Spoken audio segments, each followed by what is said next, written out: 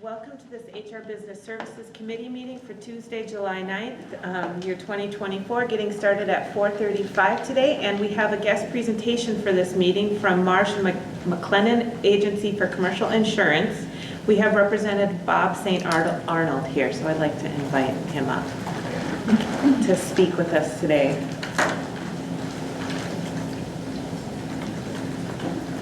And Mr. St. Arnold is here to present information regarding commercial insurance renewal, including premiums, policy changes, coverage, and any other information that's relevant. Welcome. We're glad to have you here. Thank you for coming.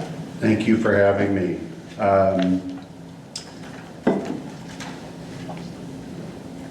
To start, I know that you received a packet with the renewal premiums, the renewal coverages. So I just wanted to take the time that we had, 10 to 15 minutes, and kind of give you at 50,000 feet what we saw happening with your renewal this year. We started in late April, and my message to Simone in the finance department at that time was, buckle up, it could be a rough ride. And we were expecting anywhere from maybe a 10 to 15% increase in your premiums. There's a lot of things that are happening in the marketplace for property insurance. I'm sure you see it with your homeowners insurance. There's a lot of extreme weather that's taking place. So there's a diminishing appetite out there right now in the commercial insurance marketplace for school districts that have a large total insurance value, total statement of values. With that said, we were able to bring it in at about 8.7%. So it was better than expected.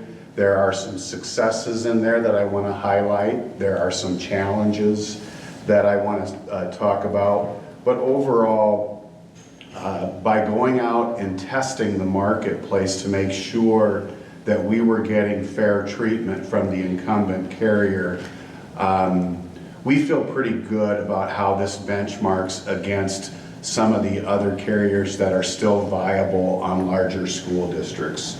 Your carrier for workers' compensation is RAS. That's who we are going to continue to recommend at renewal. Your carrier for property and liability and errors and omissions and umbrella and crime is Liberty Mutual.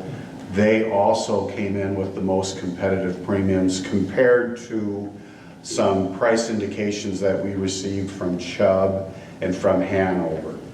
So beyond placement of the insurance, what Marsh McLennan Agency also offers is risk management service. So we have a team here in Duluth with 2 certified safety professionals that work with the district's safety team on a wide variety of safety-related topics. Everything from hearing protection, reviewing the district's safety programs, slip, trips, and falls, and doing walkthroughs. Last year, the district made a decision to self-insure your workers' comp. So for the first 100,000 on any given injury, for a medical claim or indemnity claim, you are at risk for 100,000 in claim payment. That has actually worked to your favor, and I'll show you some numbers on how that compares. Had you stayed fully insured versus self-funding, the numbers really worked out quite well for this initial year of self-funding. That makes that commitment to partnering with us on safety even that more important. When you've got a vested interest because those claim dollars are coming out of the district's checking account, that commitment to safety and creating that culture of safety really becomes paramount if you're going to win in the game of self-funding on work comp. And I can unequivocally tell you that you're winning on workers' comp right now. So that's one of the things that we want to talk about. The other thing that we do in risk management is our claims advocacy. So quarterly, our person, Grant Bugger, is meeting with you folks and with your HR department and other people that touch the work comp claims to make sure that they're reserved appropriately. that we're not carrying inordinately high medical reserves, and that those claims are closing as quickly as possible. All that leads to success, and hopefully, and when you compare Duluth School District and your ability to control workplace injuries compared to your peers, you get assigned what's called an experience mod factor. So if you were average at containing your claims, you'd be given a rating of 1.0 by the Minnesota Work Comp Rating Bureau. If you were poor and you've had an experience mod as high as 1.38, that means you're paying 38% more than the average district. And that's where the district was at in, I think it was the 2021 year. We now have that experience mod down to 0.68, which means you're 32% better than similar sized districts in the state of Minnesota. So it's all statistically in your favor to be self-funded. You're controlling your claims. This doesn't happen by luck. You're doing what you need to be doing to create a safe working environment for your staff, and all of that bodes very well. So I wanted to just talk a little bit about those things beyond insurance placement, but comments on the renewal premiums themselves. You'll see that property insurance went from right around $325,000 to $409,000. There's nothing you can do about that. That is very symptomatic of the property market that we are in right now. Part of that is a function of the underwriter taking your total building values from about $572 million to $613 million. That's just inflation. If one of these structures were completely destroyed in a catastrophic event, the cost of labor, the cost of materials, that's just inflationary. That premium of about $409,000, it started out at about $427,000. Then we round two at $415, and we finally got it down to $409 in our negotiating with the underwriter. That equates to about a 6.5 cent rate per $100. What we see, we write about 70 schools in Minnesota and 40 in Wisconsin. Not uncommon at all right now for us to see that rated anywhere from 7 cents to 15 cents. So you're still below what I'm seeing with other school districts of similar size. What you will see though is that there is a pretty substantial jump in the deductible, in particular on wind hail. That's where the losses are occurring. Your wind hail deductible will go from $50,000 up to $100,000, and the flood deductible is going to go from $50 to $100. So those are adjustments that Liberty Mutual needs to make on the account that they're making across all of, their entire school book of business. Can I just ask a point of clarification? You said, so Liberty Mutual is the one who's taking our deductibles from $50,000 to $100,000? Yep. Okay. Yep. Back to the work comp. Again, you took that leap to go to $100,000. At the start of the year, we had projected that your claims would come in at about $180,000.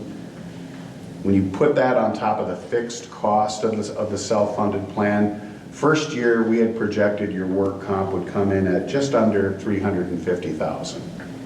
You performed better than what we originally estimated. You outperformed that $180,000 claim projection. It actually came in at $75,000 through June 15th. So when I put those fixed costs on top of 75, if you hold that line, you're going to come in, your work comp year one will come in at about $243,000. If you would have stayed fully insured, it would have been about $420,000. So the district is saving in year one. If those claims hold at $75,000, you're going to save just under $177,000 in cost. You're going to be on the right side of the math 7 out of 10 years. You're gonna have a blow up year. It's, you know, if you're in this for the long run though, the law of large numbers and time will be on your side. You're gonna be fine financing the work comp exposure in this manner. And I'd stick with it in year 2. The cyber is another line of coverage where we saw a dramatic drop in the premium and much better coverage terms. Huge shout out to Bart Smith. Bart gave us a very good narrative. Lisa Pertilli wanted me to specifically say she really enjoyed working with Bart. Bart gave her a very good narrative of what has been done on security protocols and on basically just tightening up the risk of a bad actor getting at your system. Last year, the district paid $77,280 for cyber premium. We shopped that to 6 or 7 carriers and we got that down to $34,168. The deductible's going from $100,000 to $50,000. So it's a dramatically improved picture on cyber. So when I look at, it's all about controlling the controllables. You're doing the hard work on the workers' comp. You're doing what you need to be doing to manage cyber risk. You can't control tornadoes and wind, hail, and all the catastrophic things that are taking place in the property market, but from the things that you can control, I think the district is doing everything that you can do to create an efficient spend on your property liability program. When I did compare Liberty's renewal offers to Chubb and to Hanover, Liberty for general liability and the school leaders' errors and omissions, those 2 lines of coverage combined about $235,000 is what you'll pay on renewal. Hanover wanted to charge $350,000. On the auto, Liberty's offering renewal terms of about $88,000. Hanover wanted to charge $185,000. Just not competitive.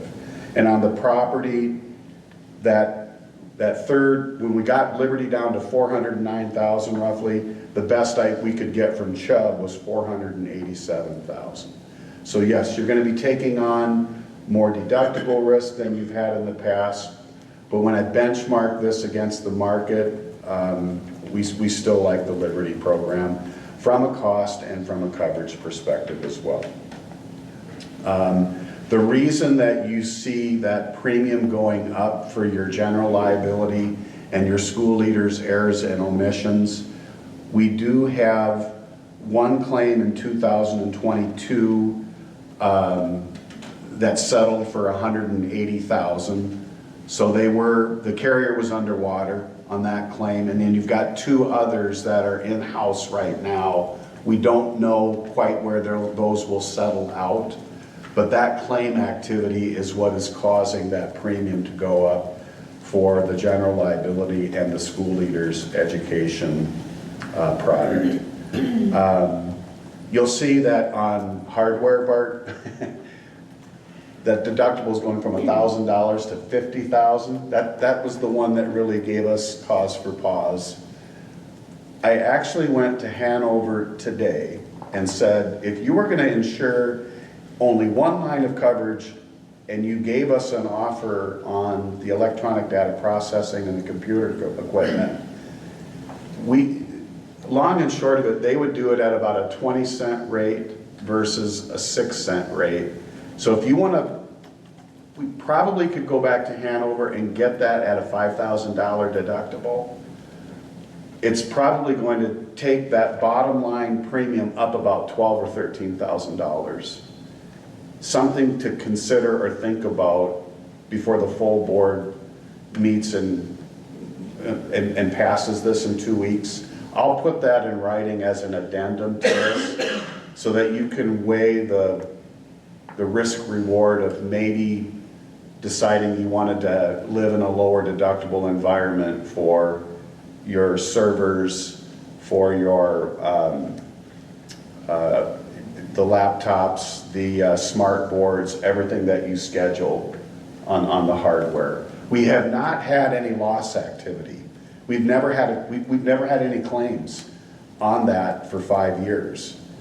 So, you know, $12,000, that's 60 grand in premium that you'd pay out versus being able to sleep better at night at a $5,000 deductible. So I'll put that all as a follow-up, and then you can decide what you want to do. But I didn't have that for the benefit of this meeting. I just literally got it at 3 o'clock, the 20-cent rate from Hanover.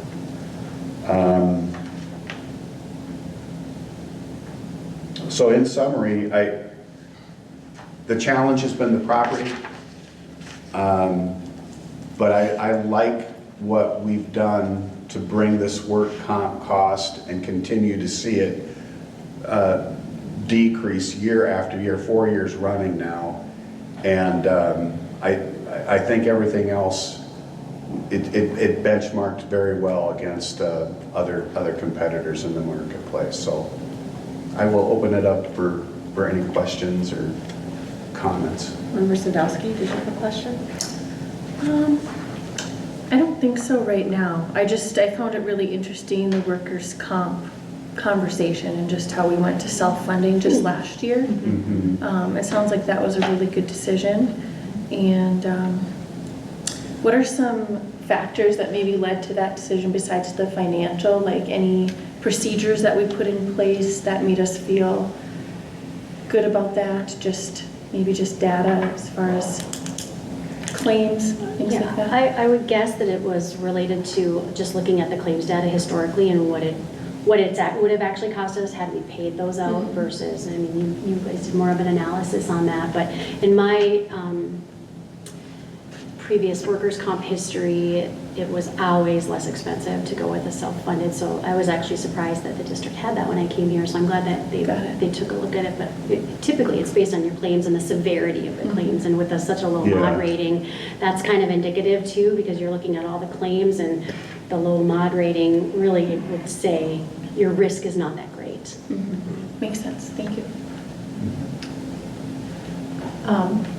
Yeah, when Bob and Dee, his associate, came last year, they had the data there, and it seemed to make sense. We brought it to the board, senior leaders in the board, and I'm glad we trusted your advice and your opinion. And Bob and Dee, they do an amazing job for us. They're super responsive. I know when we've had to call them for anything, they've been there for us, so I do want to thank you for your professional service. You do a great job for us. Thank you very much. We enjoy the partnership. On work comp, it's just, for many years, we would just hit that proverbial bad year where it would keep that experience mod above 1.0, and we just seemed like the sun, the moon, and the stars wouldn't align. But then when we had 4 or 5 years in a row, it's like, hey, okay, we can't ignore this anymore. You're outperforming the results that you would achieve on a fully insured basis. And the trend line looked great. And like I said, you could have those blow-up years. You're not going to be immune from them, but if you're committed to it over a long period of time and you're doing the right things internally to promote, safety,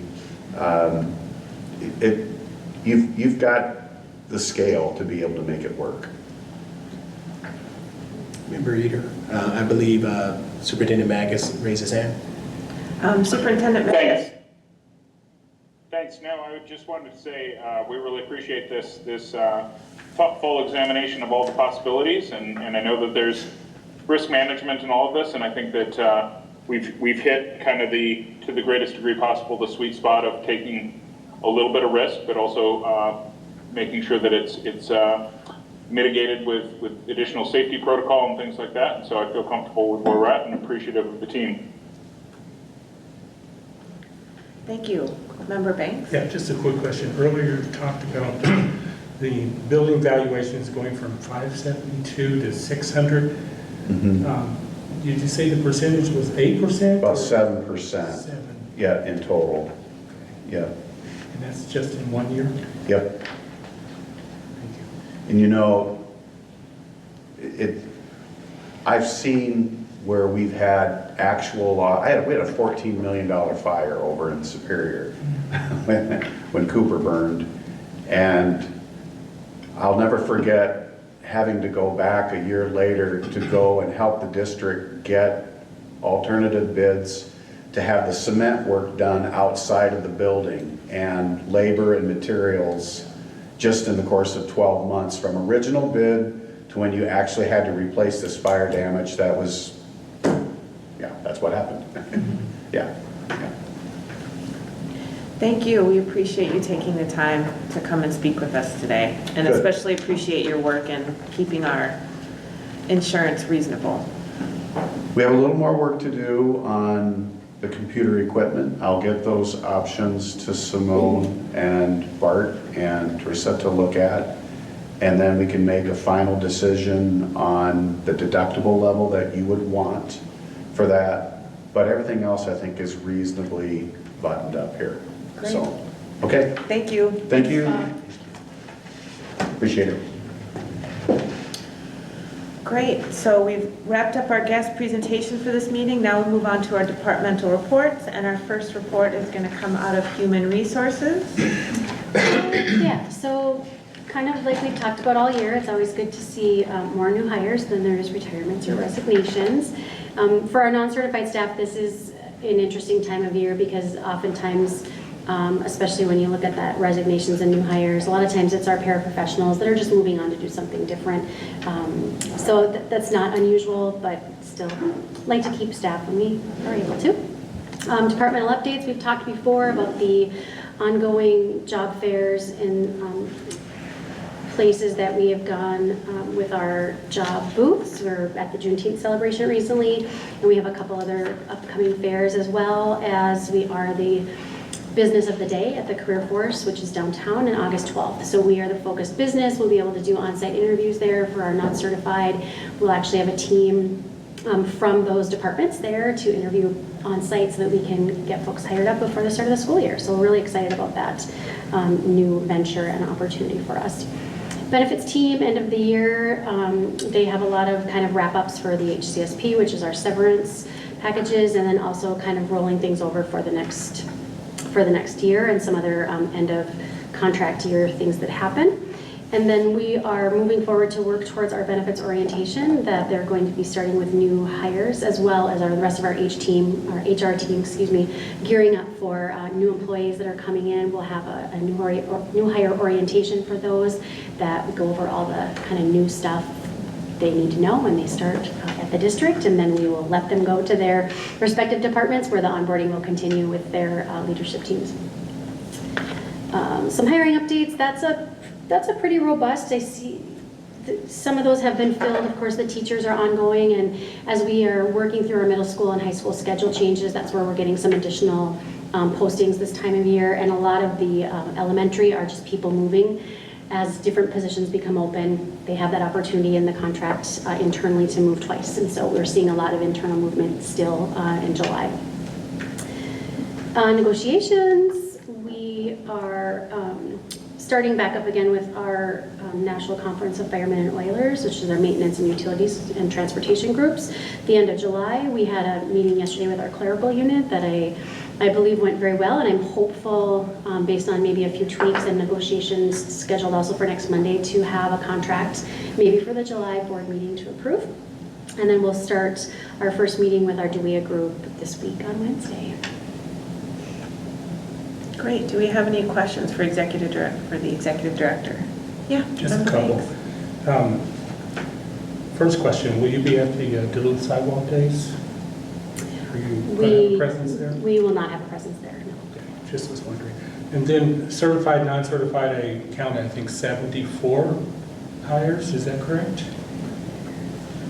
74 of the openings, you Well, I mean? saw the parentheses, I thought that indicated That's the number of positions that are posted for. that's posted. Yes, so number of openings. Okay, so can you share with us, of the hires, what the percentage of BIPOC folks were, if any, in that process, that applied for those jobs and were qualified? I can gather that data. We don't necessarily track that on an ongoing basis, but I can certainly get that data for you. Okay, Mhm. thank you. If they've provided it, sure.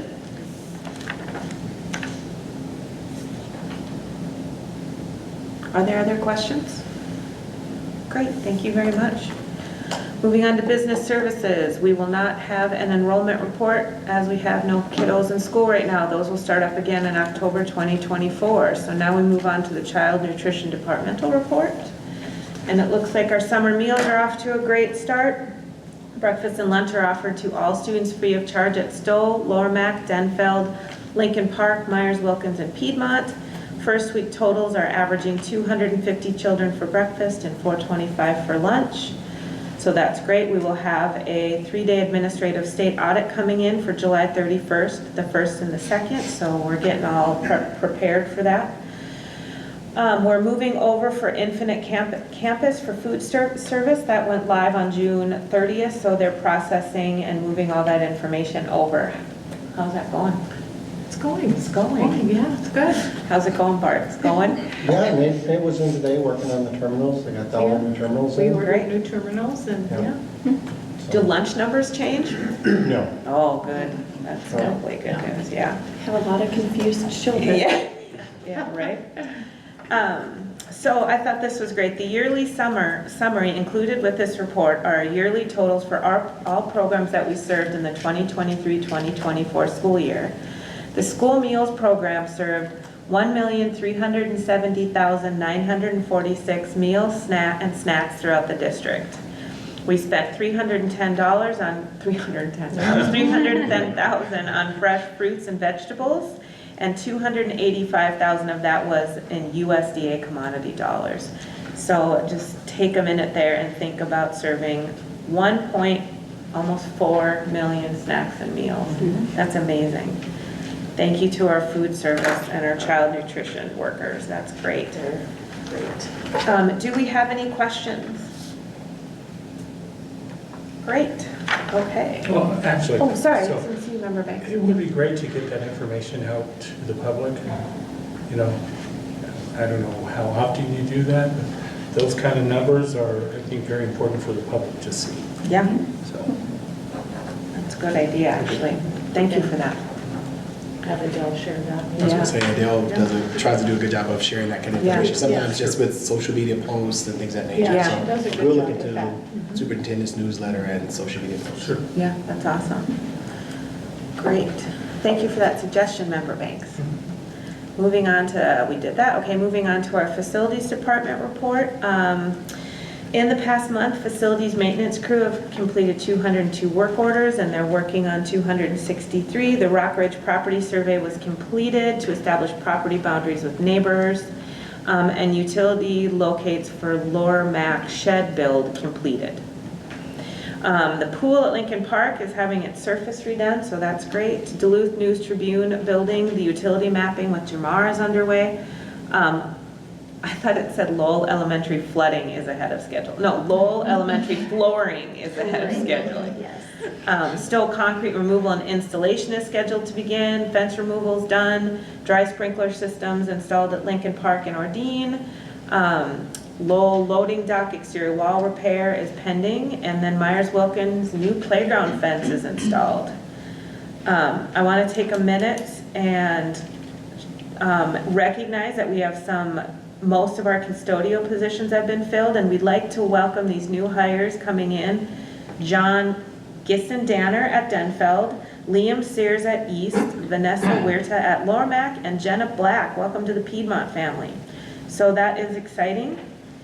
And then we also want to recognize Eric Johnson, who passed his 2C boiler license exam and is now the second shift engineer 1 for our district services. So that's great. That's some of that action we've been trying to look at is lift and help our maintenance people move up and get their license and come and work for us. So that's awesome. Do we have any questions on facilities departmental reports? I don't know why I have all these questions tonight. Please. So I'm still trying to wrap around my head the Lincoln Park Middle School pool. And can you or somebody clarify, I know the cost is quite extensive for swimming pools. And can you share if there's I know there's a fee schedule, but is the district recouping a significant amount of money from the use of those facilities? Or does the district get money? Do you charge the community a fee? I know that, like I said, there's a fee schedule, but the fee schedule seemed very low to me. And so my hope is, because I received an email some time ago, and it said that the cost of getting Lincoln Park Middle School back up to what it needed to be at $179,000. I'm concerned about that. Could you talk a little bit more about your concerns? Like, could you be a little, so that I can help figure out how we can help address them? So if the community wanted to rent the space, what does it cost for the community to rent the space? Is it per hour, or is it a flat fee, or how does that work? We actually have our facilities, I'm sorry, to interrupt. No, go ahead. Danielle, you want to just come on up and just quickly share some of that information? Because we actually have the facilities usage Yep. schedule with us. And so if you want to just share how much we charge. And you're right, obviously the schools belong to the community, and so the fees, I guess I'm just going to jump in, they are meant to be set at a level that's free, obviously, for our students and school usage, and then for community usage, there is a nominal fee for usage, but we try to make sure that they are reasonable so that students and community groups and organizations can take advantage of the sites without incurring a lot of expense. So that's why we are proposing a slight increase in some of the fees, but it will probably never cover the costs associated with ongoing maintenance and so forth. So again, the sites are predominantly used by our students. Okay. And so that's already accounted for in budgets and so forth. So when I looked at those numbers, I was like, that seems very low. Right, and we could just use this past school year, there were 2 rentals from the community. Partially because there's not a lot of availability, especially after Lincoln Park went down. We had to move everything over to Ordine. But even when we were fully functioning, between the Lake Superior Swim Club, who contracts with the district, they kind of run all the open swim, the swim lessons, all of that stuff. And then we have a MOU with them, and so then we get some of the income from that. But beyond that, it's almost like there's not enough time to continue to open it more, as well as there just doesn't seem to be as much interest as I would have expected. So can you tell me who covers the cost of the lifeguard? Is that the district, or is that happening? That is the participants. The participants. So Okay, just wanted to in the make sure. 2 cases that we had an outside group come in, they had to pay an additional fee for lifeguards. And then when Lake Superior Swim Club does it, the open swim, the swim lessons, all of that, part of that charge goes to pay for the lifeguards. Okay. So nothing comes from the district. And Danielle, just, can you just, your name and title? Danielle Sunday, officially today, Danielle Sunday, I finally changed it, and the facilities use coordinator for the district.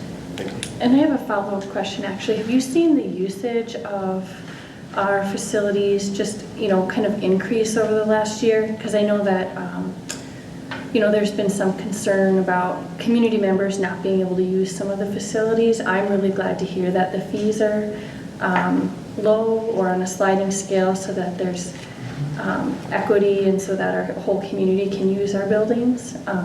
But have you seen an increase in usage in some of our gym spaces, our pool space? Yeah, from what I can see it, so I've been in my position for 10 months, and looking back historically, there's definitely been an increase in kind of 2 different ways. So one, just general interest in wanting to use the facilities. Folks are finding out that they can. And then there's a huge increase in the groups that have been using our spaces for years, to expand. So I think of our basketball associations, our soccer associations, Lacrosse. those programs are just booming right now. Great. So they're wanting more and more space and time. Good. And we're trying as best we can to accommodate that. Thank you. And I would also address Member Banks, the covering of the repair and maintenance, well, where the repair for the Lincoln Park pool comes from long-term facilities, that's LTFM money. So that's not coming out of general funds. Yeah, so that there's a separate funding source that I covers just want to that. make sure, because when I saw that information, that's kind of excessive, so. Yeah, and we do have swimming and water safety is part of the curriculum for physical education. I can't remember if in middle school, whether it's 6th and 7th grade, but there is, all of our students go through water safety and then swimming as part of the curriculum. Are there any other questions? I did just want to make a note that on the capital and construction projects, we plan next month to have kind of before and after and a presentation great. for you from Brian Brown related to kind of what's happened over the summer. So Great. good to see a lot of that completion. Bart, we're ready for you. Okay, well, sorry I didn't get my report done. I know I got a reminder or two, but I was on vacation, so it was a great vacation. Good. So for cybersecurity, I don't know if you've heard of the Snowflake data breach that impacted like almost 200 vendors. So we've been getting, it was released on June 10th, about the Snowflake data breach. I figure it's going to be the largest data breach up to date so far. And that data breach includes no district services, but it includes district staff and student accounts that have used their password, they're not the passwords, but their emails or their account for services like Accurate Auto. Like what? Or AutoZone, like Okay. AutoZone or some of the repair places, and it's like, who in the district would be using their district account? And I could see, some transportation and our auto services for our CTE courses, Oh, yeah. but it was a lot of other staff. So we've been looking at that. We've been receiving stuff each week on that for different services. Marcus was the latest one. It was a student involved. So we changed the student's password if it involved the password, because we don't know if that student used their district password because they used their district account to sign up for the services. We also did that with the AutoZone. Tim in our department, he emailed all the staff that were involved and said, here's what happened, please change your district password, as well as, if you have an AutoZone account, remove it from using your district credentials or your district account. And just let everybody know. So far, other than, maybe some transportation, people that were using the service for their work, all of them have been non-work district related. So I see that just continuing to happen as more and more of these things get found out on the dark web. So yeah, like I said, we've been having them probably a couple a week since June 10th, that involves staff or students. The other thing I wasn't expecting, that is kind of words from Bob, and that is good news, but I know one of the things that's on the horizon for us is multi-factor authentication for our students. They had talked to me about twice about that, where are you at? It's going to be a bigger deductible if we went with our current cybersecurity provider, because we didn't have multi-factor for our students.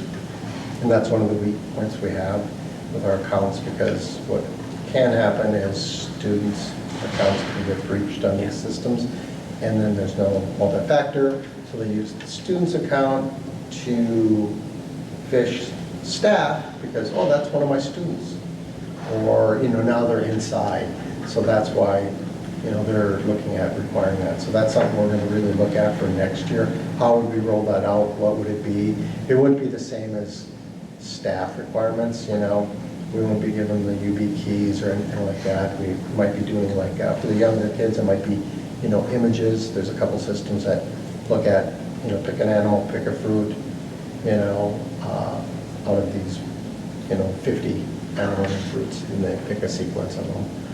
And then for the older kids, they would be able to use their, potentially, their phones, they really can't. Right. But they could put it on their phone for when they're off campus, you know, and stuff like that. So we have to look at some of those solutions for next year. And this year, they said we'd be okay on that. And then I know for our help desk tickets, they are down usual. And my team is out working on in the buildings, upgrading all the computers that are there, replacing the older computers, so we're getting ready for Windows 11. We also are working with the Bloom team. They actually did their inspections of all the school sites yesterday and today. We'll get the final report from them of what ones they found. I think they found one at MacArthur and several at Lowell that they replaced some of the fasteners on, but they said the rest of the 220 smart boards. That's the smart boards, right? That was the smart boards were good. I'm trying to think, while we have the owls, Yeah. the AV contractors are up on July 2nd to hopefully get everything working here. And they thought everything was working. We came in today to test it at 2:30. I worked on it for almost 2 hours trying to get it going. And the best we could do was get just audio alone. We couldn't get any of the screens working consistently. So I've been working with the contractor to see when they're going to come back up to do this. Are they displaying any forms of shame at this point? Because this is like a year. It has been a year, yes. Yeah. I would, yeah. I've threatened them saying, hey, we're going to take our business and just go somewhere else. But right now it's very hard because they have a lot of our contracts. Yeah. And they're subbing it out to another service provider. You know, we bought it through them because they're on the state contract, and they hired a contractor to design it, an AV contractor to design it and do it. So I'm holding them accountable, and I said, you're the ones we bought it from, not the AV contractor. Yeah. You subbed it out to the AV contractor. We need it working. So. Okay. Well, we appreciate it, Bart. I think I heard, did Superintendent Magus, do you have a question or a comment? No, actually, I for some reason, my internet cut off, but I just joined back in. But as I listen to all the reports, I'm just, again, impressed with how much work is being done by technology and human resources and food service and facilities and our facilities use. I mean, I think a lot of times people think of the school district being closed for the summer or something, but there's certainly a lot of work being done by a lot of great people, and I'm very appreciative. Great, thank you. Do we have any questions? Thank you, Bart, we appreciate it. Moving on to the Transportation Departmental Report. Let's see. In June, we voted on that 10-year contract with Voyager Bus. The department is working on summer routing and the routes for next school year. We've interviewed one driver, but we have not heard back if they have accepted. And Joe has been meeting with routers weekly to keep the communications flowing on the routes. Mechanics are working on our summer bus maintenance, getting buses ready for inspection. Mechanics are keeping the fleet running for summer school. I do see them around town on occasion. And that is our transportation report. Do we have any questions? Is it possible to get, and I've requested it before and got some of the information, but is it possible to get per cost for each student utilizing transportation in our district? Per student? Per student. I'm just curious as to what that amount is. Inside the city limits, townships, if I can just get an idea of what it would actually cost per student. Sure. So not based off of the transportation contract, what we're paying. So I do prepare a transportation report every August for MDE. I can share the last 2 years with you, and there's a lot of data. So Jeremy, our transportation manager, has to compile and keep track of all the miles that are used for each vehicle by category. So gen ed by special education, non-public, etc. So we report those numbers and then we take our financial data, that how much it costs to run transportation, and we merge all that information. So I can get you the transportation report that we submit to MDE. So everything that is happening in transportation does get reported to the Department of Education. As I with- just want to see it. you know, just Yeah, absolutely. visual. I'll get it to you. Okay. Yeah, thank you. Great. I'll make myself a note. Moving on to recommended resolutions, we have the FY '26 long-term facilities. Yeah, and this is where we're going to talk to you, right, Brian? Yep. Right, the long-term facilities maintenance 10-year plan. Just a little document here.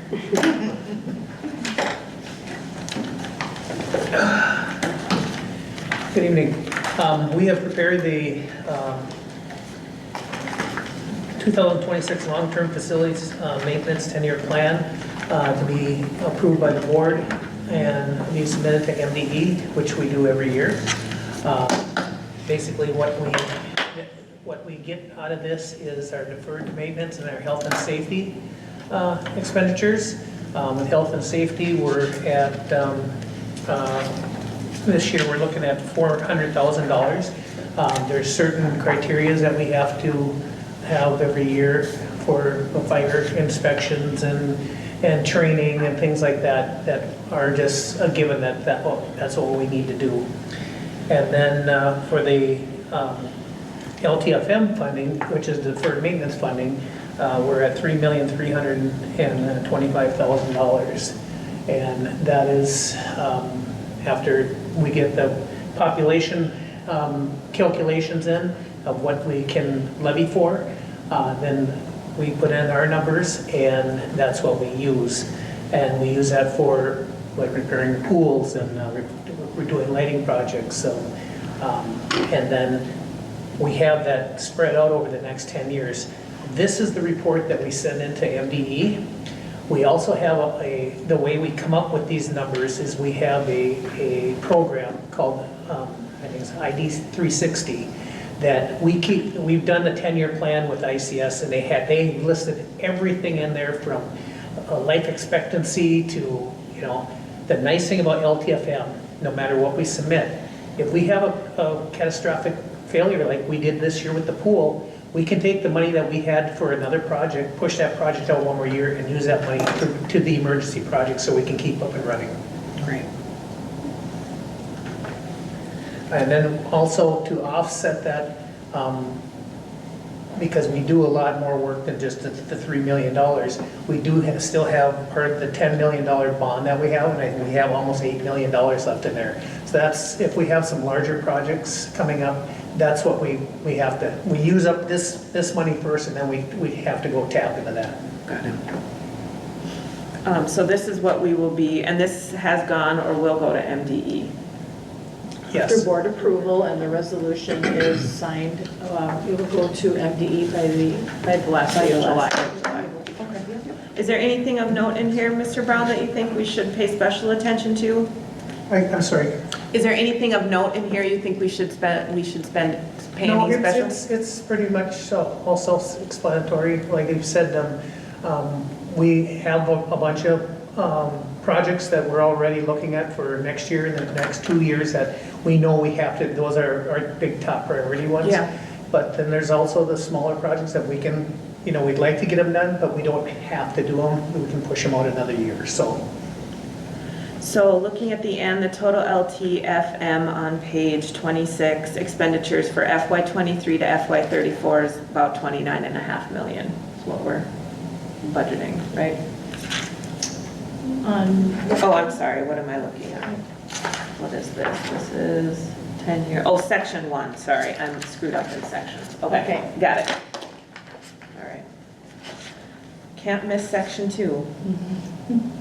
Okay, there it is. All right, perfect. Thank you. Do we have any questions for Mr. Brown? We're good? Thank you. Thank you. The second resolution we have is the FY25 commercial insurance renewal, and that is directly related to our guest presentation for this meeting, so we had a lot of great information there. And then moving on to the third recommended resolution is the acceptance of donations to the Duluth Public Schools, so we'll go over that. We see we have a lot of unity in our community donations and some other great ones, so that looks good. Moving on to our consent agenda, we'll have our HR staffing report. And then we have time, do we want to discuss the facilities use fee schedule? Is there anything, we're good with that? We're good, Okay. unless there are questions. Do we have any questions? But I think we did a pretty good, quick job Yeah. of sharing some information earlier. And I would just compliment, I'm friends with several people that use district property for like lacrosse and soccer and all these things. And they speak of how well it is and how easy it is to work with the district. So I want to thank you on that. That's great that we're getting our kids out and getting our public in our facilities. Can I get a hard copy of the fee schedule? Yeah, I can give you mine when I'm done. Okay. Yeah, absolutely.